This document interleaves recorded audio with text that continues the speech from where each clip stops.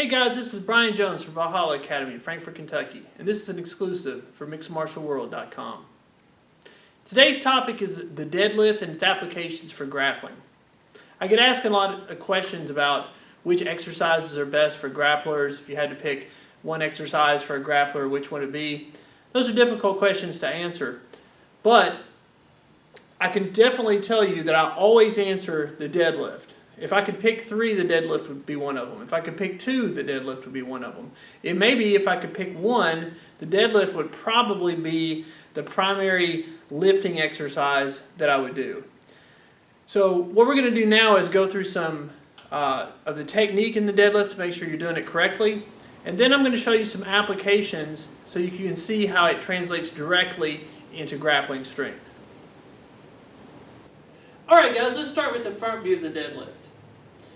There are a lot of different variations of the deadlift. We're going to go with a conventional style deadlift rather than a sumo style or some other between the leg style that you might see out there because we're not interested in necessarily competing, trying to find our strongest style.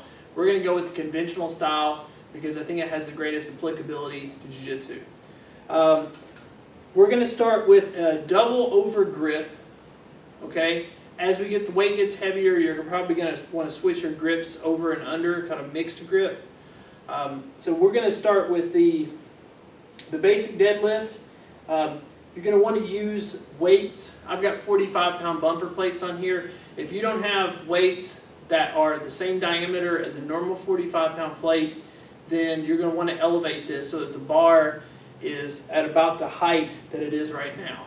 So they make training plates. They make 45-pound, 25-pound, 35-pound bumper plates, also different kilos. So the height of the bar is important because that determines how far you have to go down in your squat. So what we're going to do here is we're going to find the knurling here on the bar, and we're kind of center up to it, so we'll make sure in the center of the bar. We want to take a stance, and the stance width is going to be somewhat individual. But I'm going to tell you to take about a little bit wider than shoulder width stance, okay? And we're going to get the bar up until it's almost touching our shins. From here, we're going to, with our chest forward, we're going to squat down here and grab the bar. I like to grab the bar just outside my legs, okay? You're either going to have to go outside your legs or inside your legs. If you go inside your legs, you're going to need a little bit wider stance. Okay, it's okay. It's again individualized. That's not really a big issue. So I'm going to go just outside my legs. I'm going to grip, and then I'm going to look forward. I'm going to try to bring my chest up.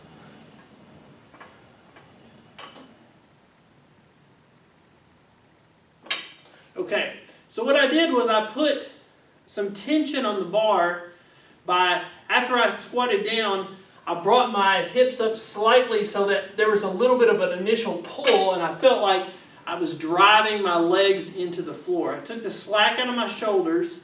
I brought my shoulder blades back to retraction slightly, and I'm going to brace my abs by making my stomach big, by pushing my abs out.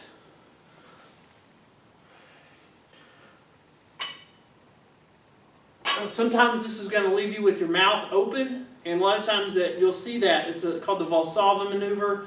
It's a very common technique to help brace your abdominals. So, the technique is we bend down, we get our grip on the bar, we squat down, brace, and take the slack out. From here, we're going to push into the floor and lead upwards with our chest and head.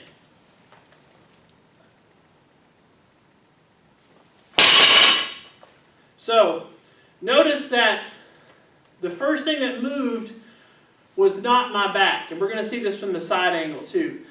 So I want to start the movement. I want to try to initiate it by driving my feet into the floor. And the first thing to truly move, we should focus on moving our back up so that we hinge at the hips. Okay, we're hinging at the hips as opposed to rounding our back and pulling with their lower back. Okay, so one more rep.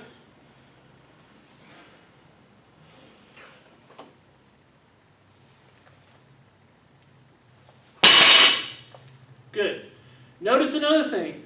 I'm not doing a slow negative or a slow eccentric.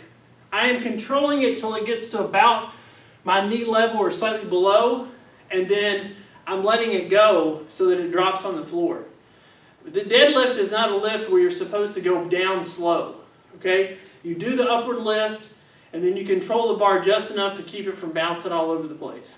And some gyms will kick you out, but that's just the way it is. That's just the way the technique goes.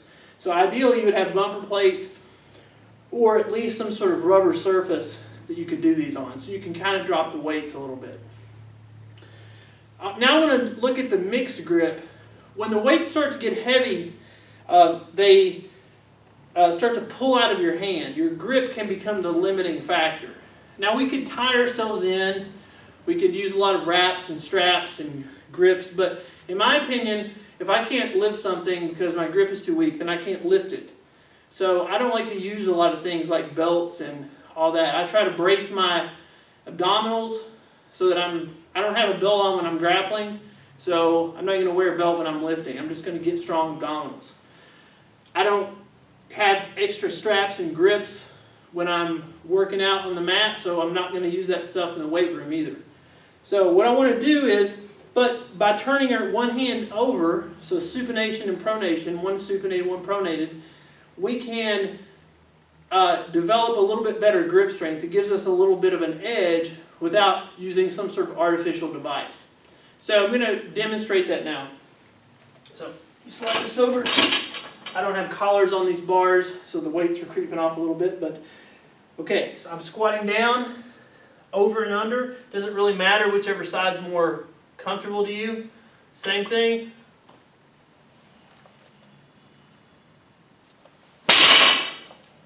Good. Okay, now let's look at the other side, from the other angle. Okay, so here we are at the other angle. Basically, you're going to see a side view. I want you to notice the position of my back, the position of especially my lower back and upper back. I don't want to maintain a hard arch this way, but I want a slight curvature, a slightly lordotic posture, so that when the weights get heavier and they tend to pull me forward, then I have some give and it's strengthening my spinal erector muscles. Also, I want to maintain tension in my shoulders, but I'm not going to do a shrug with every rep. Okay? I'm not trying to curl it. I'm not trying to flex my wrists. My arms are attaching the bar to my upper body so that I can lift, but they're not acting in any real capacity to actually pull the weight up. Okay? They're just trying to keep my shoulder blades. I want I don't want to pull my shoulders out of socket, so I need to keep some sort of tension here. And I want a neutral head position with my eyes slightly like straight ahead or just slightly down. I don't want to be looking at the floor necessarily. I also don't want to be looking at the sky. So I want to try to focus on something that is more or less straight ahead, or again straight ahead and slightly down. Watch the hip hinge.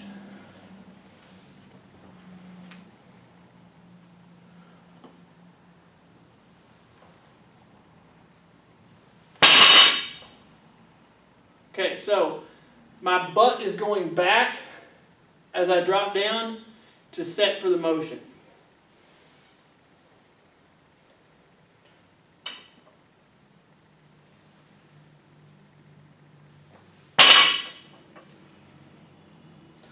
Okay, good. So that is the technique for the deadlift. I recommend the following things. Add weight slowly. Okay, it's always better to progress a little bit slowly, a little bit more slowly than add too much weight too soon. Make sure that you have the technique nailed down. A video camera is actually a really good tool if you don't have a coach to critique your form. I want you to treat every rep as a single rep. So let's say you're going to do a set of 3 reps. A set of 3 reps would look something like this.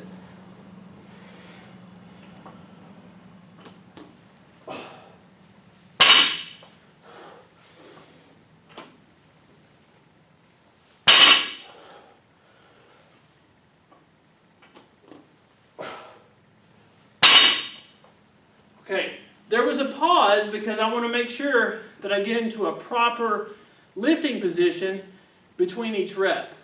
Okay, if I do high rep dumbbell or kettlebell exercises, I can touch and go because the weight is not heavy enough to pull me out of position.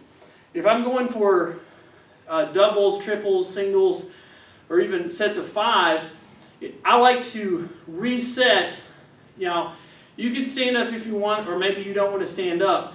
But resetting your back between each part is important because as you get tired and over the course of the set, you're going to get worse and worse with your technique, and you might injure yourself on the last rep. So that is our basic deadlift, and now we're going to see some active grappling situations where this is going to come into play. And I want you to think about how the strength of the posterior chain, this motion of being able to lift, plays into the things that you're about to see.